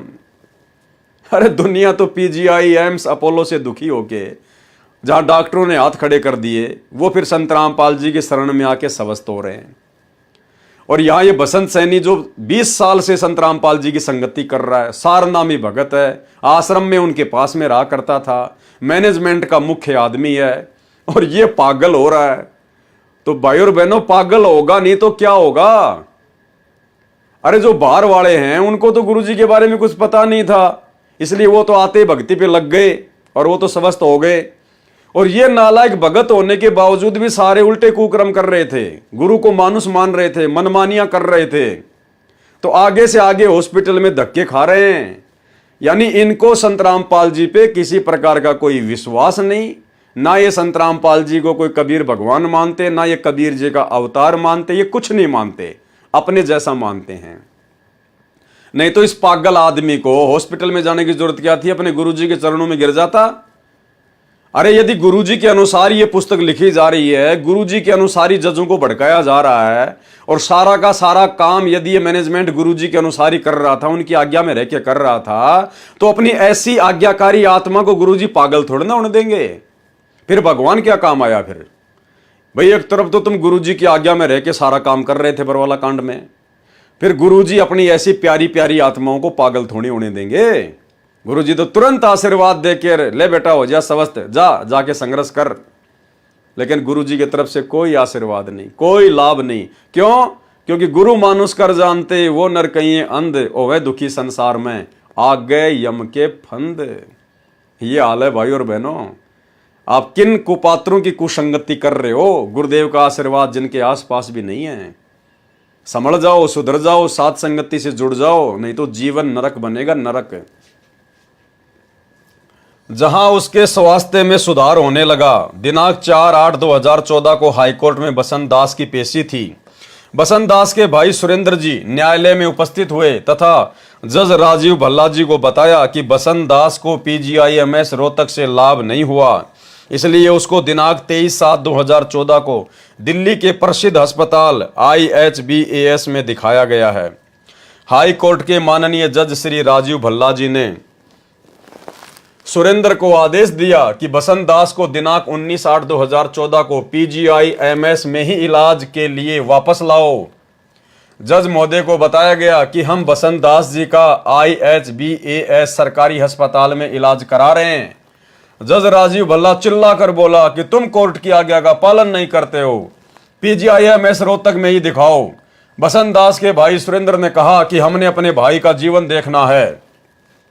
जज के सामने क्या कहा बसंत दास के भाई सुरेंद्र ने कि नहीं, हमने तो अपने भाई का जीवन देखना है, हम उसका इलाज दिल्ली में ही करवाएंगे। फिर जज ने ढंग से डांट मारी, फिर 2 मिनट में सरेंडर हो गया। बोला ठीक है साहब, ले आएंगे उनको। बसंत दास के भाई सुरेंद्र ने कहा कि हमने अपने भाई का जीवन देखना है। यह कहने के बाद तो जज राजीव भल्ला जी का पारा चढ़ गया। कहा कि तुम खुद जज बन गए हो, खुद ही वकील बन गए हो, मैं जो कहता हूं वही करो। उसके बाद में फिर क्या किया सुरेंद्र जी ने, भ्रष्ट जजों उर्फ जल्लादों के डर से, भाषा देखना आप इनकी भाई और बहनों, भ्रष्ट जजों उर्फ जल्लादों के डर से कोर्ट के आदेश अनुसार बसंत जी को दिनांक 19/8/2014 को PGIMS रोहतक अस्पताल में ले जाया गया। डांट पड़ते ही ले आए वापस उसको वहीं रोहतक में। डॉक्टर ने कोर्ट का आदेश देखकर बसंत जी को दाखिल कर लिया। दिनांक 19/8/2014 से दिनांक 28/8/2014 तक बसंत की स्थिति अधिक बिगड़ गई। वह दिनांक 28/8/2014 को PGIMS रोहतक से अचानक चला गया। उसको खोजा जा रहा है। भाग गया पागल होके। देख लो भाई और बहनों, मतलब कॉमेडी भी कर रहे हैं साथ साथ में ये लोग। वो बसंत सैनी फिर इतना पागल हो गया, ये कह रहे हैं मैनेजमेंट वाले कि रोहतक मेंटल हॉस्पिटल से भाग गया। कह रहे हम उसको ढूंढ रहे हैं, वो मिल नहीं रहा। अरे ऐसे पागल व्यक्ति से आप लोगों ने धनाना आश्रम में सार शब्द ले लिया। अरे क्या बनेगी आप लोगों के साथ में। यदि बसंत दास को कुछ हो गया तो जल्लाद उर्फ जज राजीव भल्ला जिम्मेदार होगा। जज क्यों जिम्मेदार होगा भाई, कुकर्म करो तुम। भ्रष्ट जज जानबूझकर सत्ते से आंखें बंद किए हुए हैं। जज सुशील कुमार के जल्लाद कर्म देखते जाओ भाई और बहनों। जज की पोजीशन क्या होती है और जल्लाद की पोजीशन क्या होती है। जब आप इस प्रकार की भाषा एक भगत होने के बावजूद यूज करोगे तो जजों का पारा नहीं चढ़ेगा तो और क्या होगा। सुशील कुमार गुप्ता सेशन जज रोहतक का बोया बीज है। झूठा मुकदमा 12/2014 बना। कृपया पढ़ें उस पत्र की फोटोकॉपी जो माननीय राष्ट्रपति जी तथा मुख्य न्यायाधीश पंजाब तथा हरियाणा हाईकोर्ट चंडीगढ़ को दिनांक 23/4/2014 को लिखा था। इसकी एक कॉपी सेशन जज रोहतक को भी भेजी थी, जिस पर आज दिनांक 25/10/2014 तक कोई कार्रवाई नहीं हुई। RTI से जानकारी प्राप्त की तो लिख दिया कि कार्रवाई चल रही है। अधिक जानकारी पृष्ठ 27 पर पढ़ें। भ्रष्ट जज सविता कुमारी JMIC रोहतक कोर्ट के जल्लाद कर्म। जज सविता कुमारी जी ने 2 मई 2013 को रोहतक कोर्ट में हमारे मुकदमा नंबर 192/2006 की पहली तारीख लगाई। अप्रैल 2014 तक लंबी लंबी तारीख दिया करती थी। जब से इसकी शिकायत की है तब से इसने छोटी छोटी तारीखें देकर अपना प्रतिशोध लेना प्रारंभ कर दिया। यानी जो कुबद है इन्होंने खुद शुरू की। पहले वो लंबी लंबी तारीखें दिया करती थी, कोई दिक्कत नहीं थी, लेकिन इन्होंने सच बनाम झूठ में उस जज के खिलाफ, सविता के खिलाफ भी ऐसी ऐसी बातें लिखना शुरू कर दी। और जब उसने पुस्तक पढ़ी तो उसने छोटी छोटी तारीखें देना शुरू कर दी। तो बताओ भाई साहब, जजों को ये कार्य करने के लिए भड़काया किसने, उकसाया किसने, और फिर उन्हीं को दोष दिया जा रहा है। अब देखते जाइए आप इनके कारनामे। भ्रष्ट जज सविता कुमारी JMIC रोहतक कोर्ट ने 10 लाख रुपए की रिश्वत मांगी थी, लेकिन इसका प्रमाण नहीं है भाई और बहनों, इसका प्रमाण नहीं है। अगर प्रमाण होता तो इस पुस्तक में ये लोग लिखते, लेकिन कोई प्रमाण नहीं है। और भैया आगे जो हाई कोर्ट है, सुप्रीम कोर्ट है, वो प्रमाण मांगता है। जिसके भ्रष्टाचार व अन्याय की शिकायत पंजाब व हरियाणा हाई कोर्ट के मुख्य न्यायाधीश को दिनांक 6/6/2014 को भेजी थी, परंतु आज दिनांक 25/10/2014 तक कोई कार्रवाई इस भ्रष्ट जज पर नहीं हुई, जिस कारण से यह बहन जज न रहकर चुड़ैल बन गई। देखो इनकी भाषा भाई और बहनों, भाषा देखिए आप इनकी। जिस कारण से यह बहन जज न रहकर चुड़ैल बन गई। चुड़ैल, आप एक जज को, क्योंकि देखो भाई और बहनों, जो लोग आध्यात्मिक ज्ञान से अपरिचित हैं, भगवान से कोसों दूर हैं, वो तो छोटा मोटा कोई छोटी मोटी कोई पद पोस्ट लेकर ही अपने आप में पता नहीं 30 मार्क का समझ बैठते हैं। और ये तो एक जज है, और उस जज के प्रति जब आप इस प्रकार के शब्द यूज करोगे, चुड़ैल, जो कि आम समाज में कोई औरत किसी दूसरी औरत से इन शब्दों को सुनकर उसके बाल नोचने लग जाए, और आप तो एक जज के खिलाफ, एक बहन के खिलाफ इस प्रकार की बातें यूज कर रहे हो, चुड़ैल। अब बताओ भाई और बहनों, कौन मनमाना आचरण कर रहा है। ना इस प्रकार के शब्द, इस प्रकार की भाषा हमारे गुरुजी के ज्ञान के अनुसार सही है, और ना ही इस प्रकार की भाषा आम समाज के हिसाब से उचित है। अरे इस प्रकार की भाषा तो जिनको आध्यात्मिक ज्ञान की ABCD नहीं है, जगत वाले भी नहीं करते। और ये भगत होने के बावजूद, परम भगत होने के बावजूद ऐसे ऐसे चुड़ैल जैसे शब्दों का यूज कर रहे हैं, तो भाई और बहनों, जज फिर अपना प्रतिशोध नहीं लेंगे तो और क्या करेंगे। इनके हौसले इतने बुलंद हो गए हैं कि रिश्वत न मिलने का प्रतिशोध लेते हुए छोटी छोटी तारीखें लगा रही है।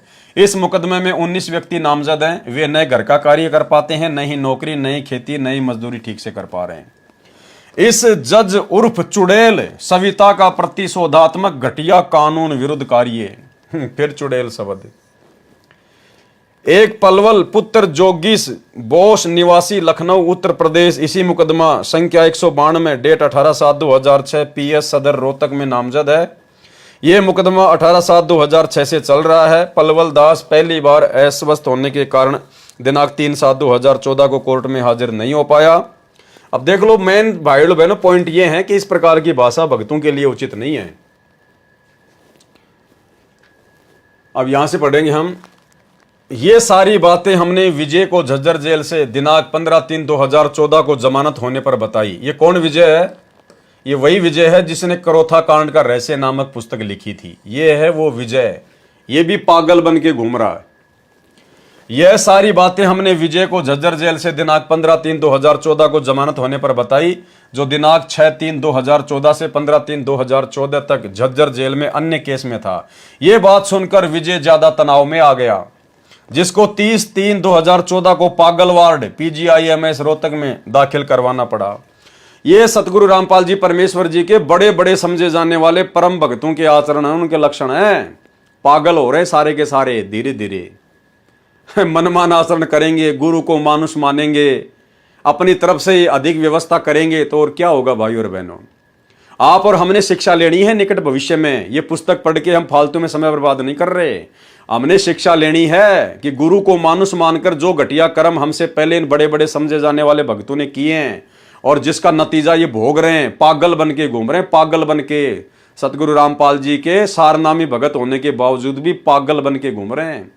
तो कहां इनके साथ में गुरु जी का आशीर्वाद है, कहां इनके भक्ति काम आ रही है। यह बात सुनकर विजय ज्यादा तनाव में आ गया, जिसको 30/3/2014 को पागल वार्ड PGIMS रोहतक में दाखिल करवाना पड़ा। उसने कई बार आत्महत्या करने की कोशिश की इसने भी कई बार सुसाइड करने का प्रयास किया, आत्महत्या करने का प्रयास किया। बताओ अब भाई और बहनों, ये कहां से नित्य नियम करते होंगे, कहां ये मंत्र करते होंगे, कहां ये सत्संग सुनते होंगे। जो आदमी पागल हो जाए, आत्महत्या करने का प्रयास करने लगे, वो कहां भक्ति करेगा। और ऐसे पागलों को हम परम भगत मान के और इनकी कुसंगति में पड़े हुए थे, और आज भी उन्हीं पागलों की कुसंगति में पड़े हुए हैं, जिनमें से कुछ तो पागल हो चुके हैं, बाकी का नंबर आना भी बाकी है। तथा इसी तनाव के कारण वह PGIMS रोहतक से दिनांक 31/3/2014 को पता नहीं कहां चला गया वो भी बसंत सैनी की तरह भाग गया पागल वार्ड से। वो विजय भी भाग गया और कह रहे पता नहीं कहां चला गया। ये हाल है संत रामपाल जी के परम भक्तों के, सतलोक आश्रम मैनेजमेंट हरियाणा वालों के, जिसको जमानती तथा घर वाले तलाश कर रहे हैं। उसको ढूंढ रहा है, उसका जमानती भी ढूंढ रहा है, उसको उसके घर वाले भी ढूंढ रहे हैं। अगर उसके साथ कोई अनहोनी होती है तो उसका जिम्मेदार माननीय सेशन जज सुशील कुमार गुप्ता होगा। तुम्हारे कहने से नहीं होता कोई। ये सभी बातें हमने समाज सेवा समिति के मुख्य सदस्यों को बताई। पूरे भारतवर्ष में समाज सेवा समिति के लगभग 10 लाख सदस्य हैं। अरे बार बार 10 लाख सदस्य, 10 लाख सदस्य, तुमने क्या उखाड़ लिया उन जजों का? 10 लाख सदस्यों ने तुमने केवल बरवाला कांड करवाना था, काल प्रेरणा से वो करवा दिया। अब तुम अपना धर्म को धंधा बना के आश्रमों में बढ़िया ज्योति पाठ और दान का पैसा लूट रहे हो। तुम्हारा बाप जेल में दुख भोग रहा है और तुम लड्डू जलेबी बर्फी खा रहे हो। बस ये था तुम्हारा टारगेट, इसके अलावा कुछ भी नहीं था। 10 लाख सदस्य, 10 लाख सदस्य, क्या उखाड़ लिया तुम लोगों ने भाई? रोहतक जिला कोर्ट के सेशन जज श्री सुशील कुमार गुप्ता जी के भ्रष्टाचार की शिकायत हमने 24 अप्रैल 2014 को आपके पास भेजी थी। भेजते रहो, किसको क्या फर्क पड़ता है। जिसमें बताया गया कि श्री सुशील कुमार गुप्ता जी ने हमारे से 30 लाख रुपए की मांग की। मांग पूरी न होने के कारण जो अन्याय किया गया उसका विस्तृत विवरण लिखा है, परंतु पता गलत लिख जाने के कारण कई दिनों के पश्चात वह पत्र हमें वापस प्राप्त हुआ। इसी कारण से इस माननीय भ्रष्ट जज श्री सुशील कुमार गुप्ता जी सेशन जज रोहतक की जांच शुरू नहीं हो पाई, जिसका हमें इंतजार था। वह पत्र पुनः पता ठीक करके आप जी के पास उचित कार्रवाई के लिए भेज दिया गया है। आशा है कि न्यायालय की गरिमा बनाए रखने तथा जनता का विश्वास न्यायालय के प्रति बरकरार रखने के लिए आप जी अवश्य कड़े कदम उठाएंगे। अरे आने वाले समय में सतगुरु की भक्ति और सतगुरु के अलावा किसी का किसी पे कोई विश्वास नहीं होगा। तुम कहाँ न्यायालय के प्रति लोगों का विश्वास दृढ़ करने की बात कर रहे हो। 30 लाख रुपए की मांग पूरी न होने के कारण सेशन जज श्री सुशील कुमार जी का दमन चक्कर बंद होने का नाम नहीं ले रहा है। हमारे सतगुरु रामपाल दास जी के लगभग 15 लाख अनुयायी हैं। जब गुरुदेव जी झूठे मुकदमे के कारण कोर्ट में पेशी पर जाते हैं तो लाखों श्रद्धालु मना करने के बाद भी श्रद्धावश दर्शनार्थ कोर्ट के आसपास इकट्ठे हो जाते हैं। ले लो भाई, ले लो प्रसाद। अरे वो भगत भाई बहन जो रोहतक की तारीखों पे जाते थे, हिसार की तारीखों पर जाते थे, आप लोगों को प्रसाद दे दिया। यहाँ क्या लिख रहे हैं कि हम किसी को तारीखों पर नहीं बुलाते थे। कौन कह रहा है? सतलोक आश्रम मैनेजमेंट हरियाणा, जो तुम्हारे को कोऑर्डिनेटरों के माध्यम से मैसेज डाल डाल के गुरुजी का सख्त आदेश बता बता के रोहतक की और हिसार की तारीखों पर भेजा करते थे। गुरुदेव के जेल जाने के बाद में तुम लोगों को हिसार की और रोहतक की तारीखों पर भेजा करते थे कि तारीखों पर नहीं जाओगे तो नाम खंड हो जाएगा, आश्रम में एंट्री नहीं देंगे, और नाम शुद्ध करवाना है तो 4 तारीखों पर जाना पड़ेगा। बस की या ट्रेन की वो टिकट दिखाओ, हमें तुम्हारे पर विश्वास नहीं है। यहां क्या लिख रहे हैं इस किताब में? ऐसे मारता है ये काल, ऐसे मारता है। क्या लिख रहे हैं? जब गुरुदेव जी झूठे मुकदमे के कारण कोर्ट में पेशी पर जाते हैं तो लाखों श्रद्धालु मना करने के पश्चात भी श्रद्धावश दर्शनार्थ कोर्ट के आसपास इकट्ठे हो जाते हैं। संगत का जूता और संगत का सिर संगत पे ठोक दिया कि हम किसी को नहीं बुलाते। वो भगत तो अपनी श्रद्धा से, अपनी मर्जी से ही कोर्ट के आसपास इकट्ठे हो जाते हैं, जबकि सबको पता है कि बेचारे भक्तों को मैसेज डाल डाल के कोऑर्डिनेटर लोग दबाव डाल डाल के हिसार की तारीखों पर भेजा करते थे। और यहाँ क्या लिख रहे हैं? हम नहीं बुलाते, वो तो अपने आप ही आ रहे हैं। ऐसे मारता है ये काल, ये है मनमानिया। और जाओ, उनके साथ आर्य समाज के लोग झगड़ा करते हैं और क्या करेंगे? मनमन आचरण करोगे ये तो झगड़ा ही करेंगे और क्या करेंगे भाई। श्रद्धालुओं के साथ मारपीट करते हैं जिससे लॉ एंड ऑर्डर की परेशानी आती है। क्यों बुलाया तुमने भक्तों को?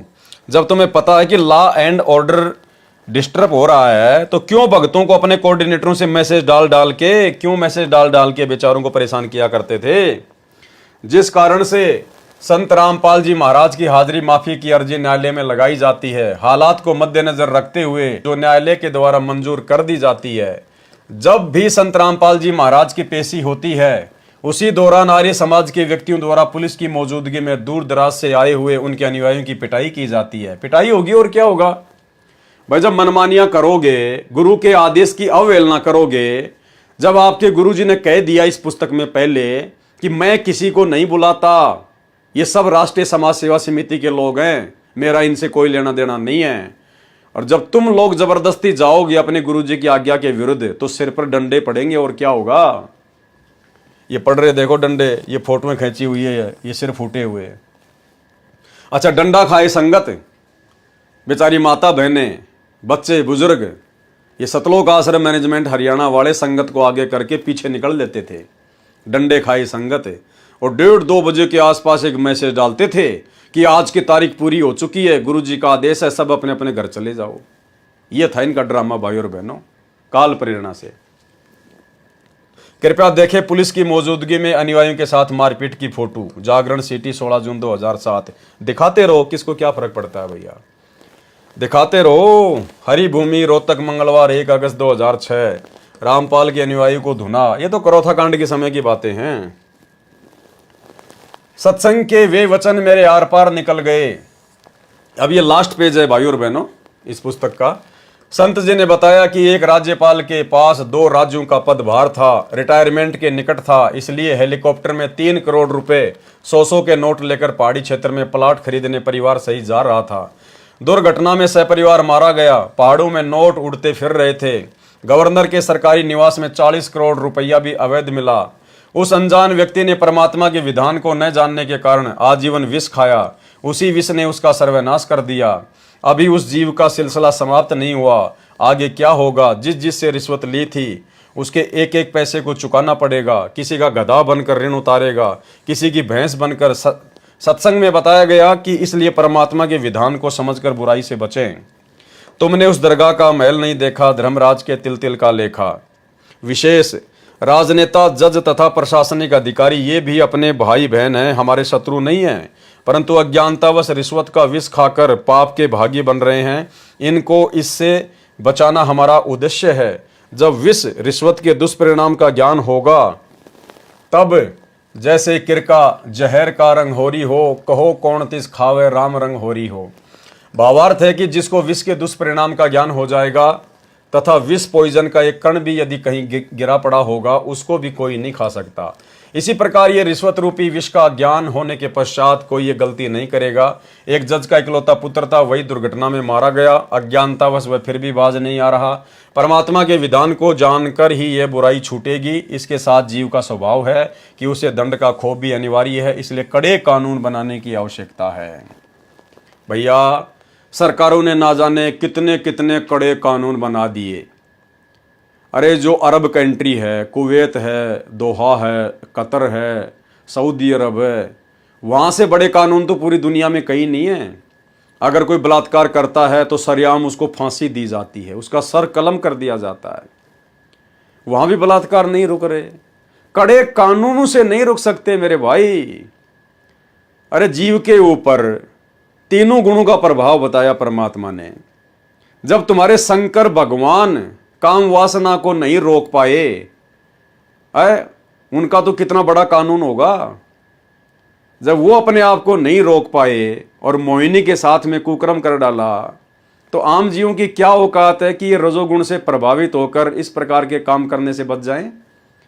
मान लीजिए कोई रजोगुण से बुरी तरह से प्रभावित है और उसने ठान लिया कि मुझे ये कुकर्म करना है, उसको उस समय वो कड़े कानून दिखाई नहीं देते, वो पुलिस, वो कोर्ट, वो जेल, मार पिटाई दिखाई नहीं देती, कुछ नहीं दिखाई देता। जब भगवान शंकर के ऊपर कामदेव का प्रभाव हुआ तो उस समय वो अपनी पत्नी को भी भूल गया, अपनी इज्जत को भी भूल गया, अपनी पोजीशन को भी भूल गया और मोहिनी के पीछे पीछे चल दिया काम वासना के वश होकर, और आगे चलकर बदनीयत से उसका हाथ पकड़ लिया।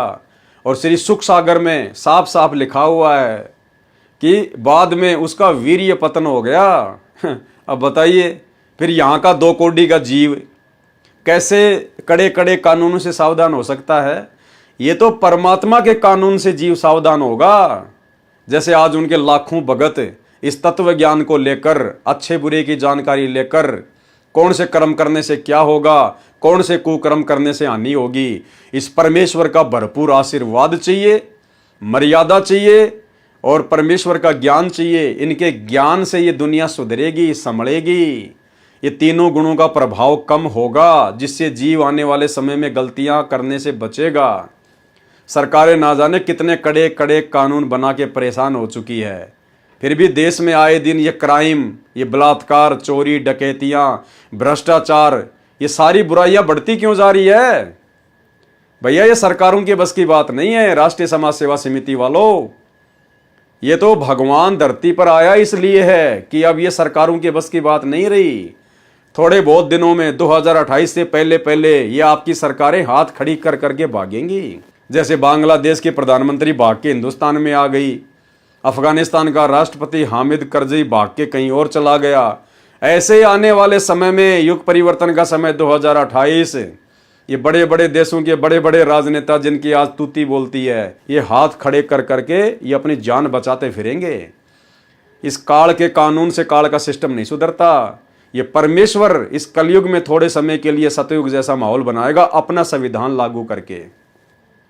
जो संविधान आप और हम सभी के ऊपर लागू हो चुका है, ये परमात्मा के भक्ति नियम, परमात्मा का ज्ञान, और खाली ज्ञान से और भक्ति से भी कुछ नहीं होता। जब तक सतगुरु अपना आशीर्वाद ना बख्शे, जब तक सतगुरु अपनी तरफ से जीव को राहत ना दे, तब तक ये ज्ञानवान भी कुछ काम नहीं आता। ज्ञान तो देवताओं के राजा इंद्र को बहुत था, देवताओं की सभा में ज्ञान दिया करता था। दूसरे की माँ बहन को अपनी माँ बहन की दृष्टि से देखना चाहिए।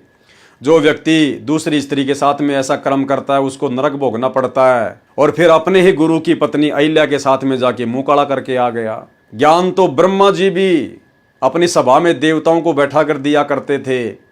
और जब उसकी खुद की बेटी सज धज के, जो युवा थी, जब सभा में आई तो काम वासना के अंदर इतना गिर गया, पीछे से जाकर बुरी नीयत से अपनी बेटी की बात भर ली। तो भैया इस काल के ज्ञानवान से कुछ नहीं होना, ये तो परमात्मा का ज्ञान आगे चलकर इस दुनिया को सुधारेगा। इस दुनिया में शांति आएगी, तीनों गुणों का प्रभाव कम होगा, और जब तीनों गुणों का प्रभाव कम होगा तब ये हर प्रकार की बुराइयां मिटेंगी, हटेंगी। तो भाई और बहनों, ये बरवाला कांड के ऊपर हमारा लास्ट वीडियो था। इसके अलावा तो मालगाड़ी भरी है सबूतों की, प्रमाणों की, गुरुदेव के परिवार की, बेटा बेटी भाई बंधु रिश्तेदारों के कुकर्मों की, उनके लड़ाई झगड़ों की, उनकी गालियों की, उनकी धमकियों की, उनके बुरे आचरण की। लेकिन भाई और बहनों, दास उसके ऊपर पहले बहुत सारे वीडियो बना चुका है। इसलिए आप जी फेसबुक पर जाकर पवन दास इज लाइव सर्च करें, या यूट्यूब पर जाकर पवन दास इज लाइव, या शंका समाधान विद पवन दास, या साध संगति, जब आप इस प्रकार से सर्च करेंगे तो आपको दास के पुराने वीडियो दिखाई दे जाएंगे। क्योंकि हम लोग 2020 से पहले तो सतलोक आश्रम मैनेजमेंट हरियाणा के कुकर्मों के ऊपर ही वीडियो बनाया करते थे।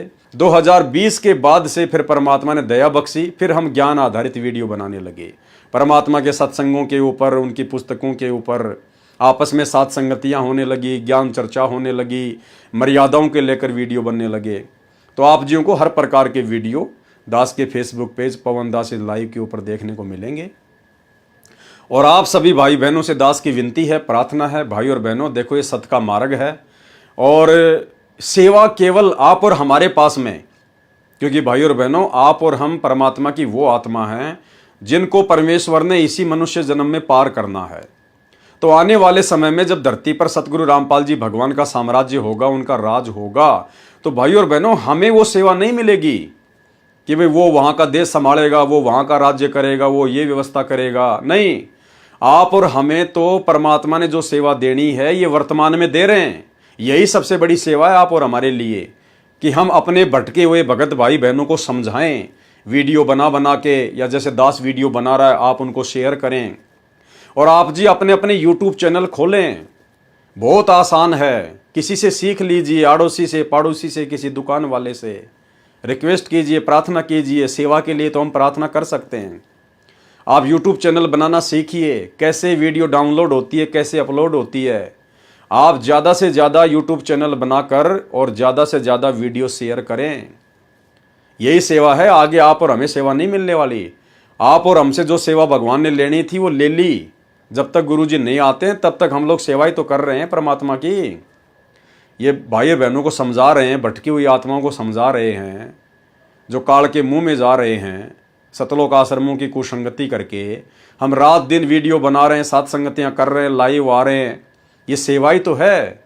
तो आप और हमें आने वाले समय में फिर परमात्मा अन्य सेवाओं में नहीं फंसाएंगे, क्योंकि हमें तो भक्ति करनी है भाई और बहनों, यहाँ से पार होना है। हमने तो हाथ जोड़ लेने भगवान से कि परमात्मा दया बख्शो मेरे मालिक, इसी जन्म में यहाँ से निकालो। और जिसको इसी जन्म में परमात्मा ने निकालना होगा उसको परमात्मा देश दुनिया की सेवा में नहीं फंसाएगा। और ना हमारी इच्छा होनी चाहिए कि परमात्मा हमें कोई ऐसी सेवा दें। भाई और बहनों, भक्ति नहीं कर पाएंगे। मोक्ष सेवाओं से नहीं मिलेगा, मोक्ष बड़ा नाम होने से नहीं मिलेगा, मोक्ष किसी देश का राजा बन जाने से नहीं मिलेगा। मोक्ष मिलेगा मर्यादा में रहकर आजीवन श्रद्धा और भाव के साथ भक्ति करने से। और मोक्ष नहीं मिला तो चाहे तुम कितने राजा रह लो, फिर फायदा क्या फिर उसका? फिर इतना समय बर्बाद करने का भक्ति मार्ग पर फायदा क्या? तो आप और हमारी तो ये जरा भी इच्छा नहीं होनी चाहिए कि परमात्मा हमें इस प्रकार की सेवा दें, बल्कि मन में ये होना चाहिए कि परमात्मा दास को तो बस भक्ति के लिए फ्री छोड़ देना मेरे मालिक, और कुछ नहीं। जिसके भाग्य में होगी वो करेगा, हमने इस प्रपंच में नहीं फंसना है। तो भाई और बहनों, आप लोग ज़्यादा से ज़्यादा यूट्यूब चैनल बनाओ और ज़्यादा से ज़्यादा ये साथ संगति के वीडियो अपलोड करके और भाई बहनों तक पहुँचाओ। जो जो आपके संपर्क में हैं, फेसबुक पर डालो, यूट्यूब पर शेयर करो, व्हाट्सएप के ग्रुपों में शेयर करो, ताकि सभी भाई बहनों तक ये जानकारी पहुँचे और अपनी मर्यादा तोड़ने से बचें। और जिस प्रकार से सतगुरु रामपाल जी परमेश्वर जी ने अपने सत्सेवक बच्चों को वर्तमान में ज्ञान को आधार बनाकर, घर को आश्रम बनाकर और गुरु को ही परमात्मा बनाकर भक्ति पर लगा रखा है, यही आगे गुरुदेव भगवान के सतलोक जाने के बाद इसी प्रकार से पूरी दुनिया में भक्ति होगी। तो आप और हमारा सौभाग्य जो परमात्मा ने हमें उस प्रक्रिया में पहले से ही लगा रखा है। आज हमें अपने गुरुदेव के अलावा, उनके ज्ञान के अलावा, उनकी मर्यादाओं के अलावा किसी चीज़ की आवश्यकता नहीं है। तो जब किसी चीज़ की आवश्यकता होगी नहीं, सब कुछ गुरुदेव ने दे रखा है, खाली थोड़े से दिमाग की आवश्यकता है, फिर हमें क्यों किसी के चक्कर में पड़ना, क्यों किसी की कुसंगति में पड़ना, क्यों किसी के दबाव में आना, क्यों किसी के मनमाने आचरण का शिकार होना। तो भाई और बहनों, आप और हमारा परम सौभाग्य, जिस रास्ते पर यह संगत और ये दुनिया आने वाले समय में आएगी, उस रास्ते पर गुरुदेव भगवान ने हमें पिछले 8 वर्षों से लगा रखा है। तो गुरुदेव भगवान हमसे कितना प्रेम करते हैं, आप और हमारी कितनी फिक्र है गुरुदेव भगवान को।